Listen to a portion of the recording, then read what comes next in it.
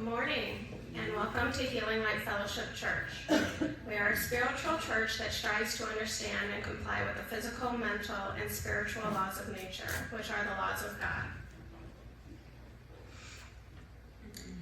Again, good morning, and welcome to Healing Light Fellowship Church. My name is Samantha Thien, and I hope everyone had a wonderful holiday season, and I welcome you all to this brand new year ahead of us.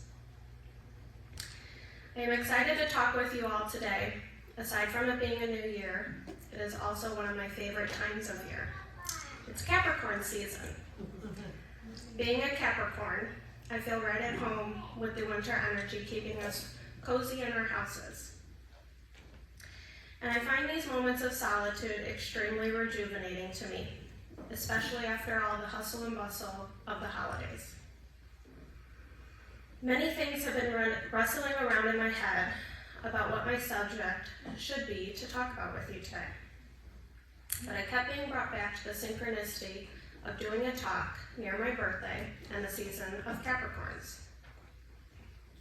For those who don't know, Capricorns are ruled by Saturn, and we like our structure. We are practical, sometimes over serious and fearful, and we are very ambitious, to just name a few.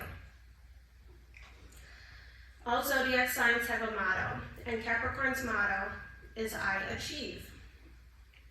The heavy emphasis of ambition paired with the motto always left me with feelings of selfishness and manipulation. It sounded as though Capricorns are cold and would do whatever they could to climb the ladder to success. I did not feel as though this described me. Therefore, I wanted to look closer at these things, try to understand these sides of myself that maybe I don't feel so aligned with.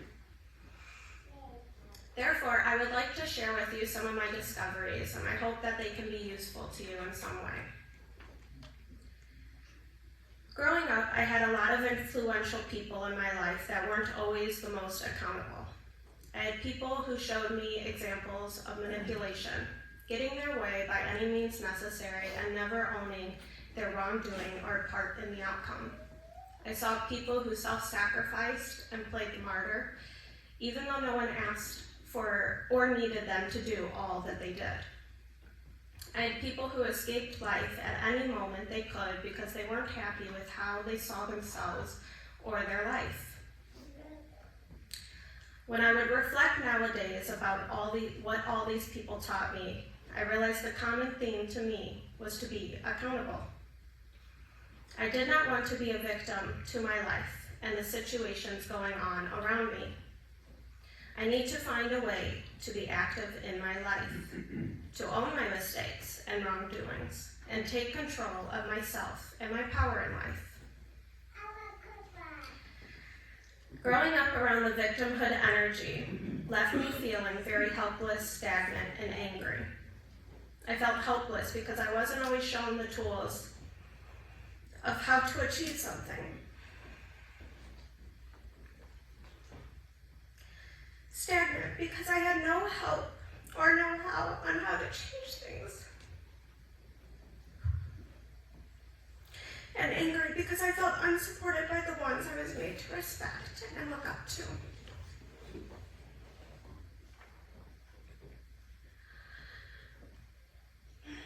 When I graduated from high school, I had absolutely no guidance, direction, or support on where or how my life should go from here. I was lost. I felt the world on my shoulders and I felt completely alone in it. In my head, I knew exactly what I was supposed to do in my childhood years. Go to school, get good grades, do the sports I was in, and respect my parents. High school ended and the floor fell out from underneath me. No expectations were placed on me, no set plan was laid out for me. I was told to go build your life with no given support of how to achieve it. I contemplated my options. College just didn't seem feasible. I was fearful of rejection. I started the process to join the military, but something stopped me and held me back. Instead, I went to work and tried my best. I started from the bottom and worked my way up. the whole time feeling overwhelmed and anxious over the way my life was. I felt victimhood mentality and poor me mindset start to creep in. I had an uphill battle to climb from here.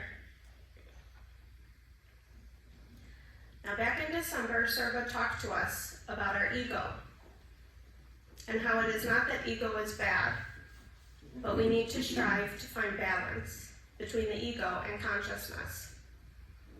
When I meditated on this, it came to me. Accountability associates with the ego. It grounds me. It puts me into action. It gives me to control to make my life how I desire it. However, faith is consciousness, the belief and intuition that I am divinely guided and supported. I realize now the anxiety I felt in my past was an out of balance ego. It was all accountability. I need to achieve it all myself, but I don't know how, and no faith in a divine plan. It took me many years to climb out of the hole of depression and anxiety, to understand the importance that faith could play for me. I needed to understand how to achieve balance. If I had only myself to rely on, it comforted me to know that I had the support of Spirit to guide me along. Over the time period of my uphill battle out of depression and anxiety and into balance, I started to find my Capricorn power, why I chose to be born at that time, and understand what energy I chose to learn and how to use it. If I can align myself with the ambition and need to achieve within me for a positive purpose, a spiritual growth purpose, I can form a better alignment within myself. I'd like to go back and talk more about these influential people I grew up with. First, the escapist, the one who had trouble showing up for himself and everyone else in his life. He showed me first-hand example of the crippling effect an out-of-balance ego can take on a person. I witnessed and felt the lack of power and control he felt in his life, and for a long time, I was an example of it also. On my journey to spirituality and faith, I asked myself, what am I going to do about this crippling feeling, this lack of control I felt? I started to ask myself, what can I control? I can control myself. I can control my actions, my responses, my thought patterns. With that understanding of control, I started to feel my power come back to me slowly. Next, the martyr, a person I witnessed give so much of herself to people. She gave so generously, not just things, but her time, her attention, her love, to people who did not appreciate it, want it, or deserve it. I saw anger fester inside of her due to the lack of gratitude she expected to receive. Seeing someone I loved be taken advantage of so often and so plainly was also infuriating to me. I would hear in my head, tell them no, stop doing so much, ask for help. But I see now the lesson she tried to teach me. Her lack of boundaries, paired with an expectation of appreciation, helped me to see the importance of healthy limitations and doing acts of service out of consideration instead of needing recognition. Finally, the master manipulators. To these people, I owe most of all, because I had to apply my teachings from the other two to these people as well. I had to place boundaries with these people. I had to understand what I could and could not control with these people. And then on top of that, they taught me about my intentions and about greed. All of us have manipulation tendencies within us, whether they're conscious or not. I would see how they would skew a conversation to their benefit, always coming out on top. And they would always do it with a smile and a charm about them.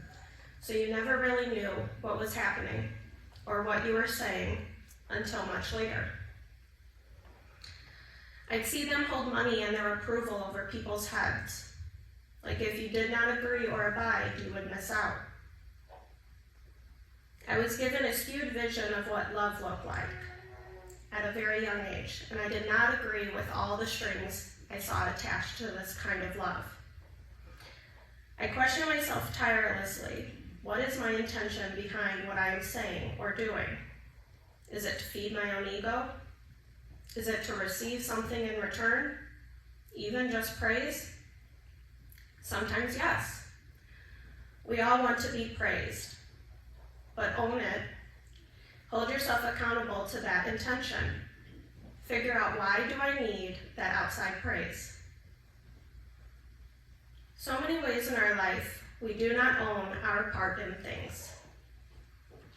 I am unhappy in my home life. Am I owning my role in the dysfunction of it? How can I improve it? Have you voiced your unsatisfaction? Have you held yourself accountable to make the change that you want? Feeling as though you're being taken advantage of. Did that other person ask for what you have given? Did you place an expectation of recognition or gratitude on the action you performed? Should you place a boundary so others are aware of what you're willing and able to give? There are many teachers and lessons in our life, and these people showed me examples of how to hold myself accountable in my own growth. Every day things will trigger us, have things that we take a hit on and get our feelings hurt, places where we are angered. Use those tools laid out before you and acknowledge that they are teaching you, and do something about it. I guarantee you will feel a great strength and satisfaction when you become proactive in finding a solution to a problem. For example, anger. Most people view anger as negative. A negative emotion that one should just let go of or get over it. But anger is useful. Anger is simply fear. It is a powerful tool that pokes at aspects of our life that don't align with our highest good. It can highlight where a boundary is needed, where maybe we stepped out of alignment with our own integrity or lack thereof. Once that fear is resolved and understood, an immense weight will feel lifted off your shoulders. So basically, find a way to use the lemons you have been given to make some lemonade. My example of victimhood, lack of accountability in life, served an extremely strong learning opportunity for me, and I have immense gratitude for these people who signed up to show me how to stand up for my needs and desires in life. The ambition to take my life and make it however I feel fit. Whether it is placing a boundary, learning a lesson and changing myself, or just letting go of a thing that does not bring me joy. So when I go back to the motto and the characteristics of Capricorn, I feel more aligned with the aspects of ambition and the motto, I achieve. If I can alter my negative ties to the word ambition and I achieve, I can use my Capricorn power to betterment. With accountability as my new mindset, my awareness has shown me how manipulation can be transformed into manifestation. Escapism shifted to ambition, martyrdom into knowing my value.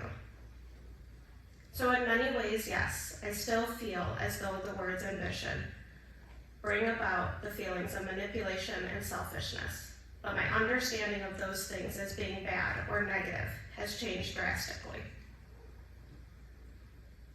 I can learn how to manipulate or control myself for good, choosing to see things as learning opportunities and lessons for growth instead of a victim to a situation. I can be selfish with my growth and understand that not all will find it to their benefit. In conclusion, I urge you all to harness some Capricorn energy this year and be ambitious in holding yourself accountable about something in your life. Spiritual growth, a career you've always desired, a home life you would like to improve, anything that has been out of alignment with you. Find your accountability in it and take action. I know this is not an easy task. However, the strength, freedom, and self-love you will gain by this outlook is extremely rewarding. Trust Spirit is here to help and wants nothing but the best for us. We just have to step out of ourselves to trust the process we signed up for and that all things have a purpose.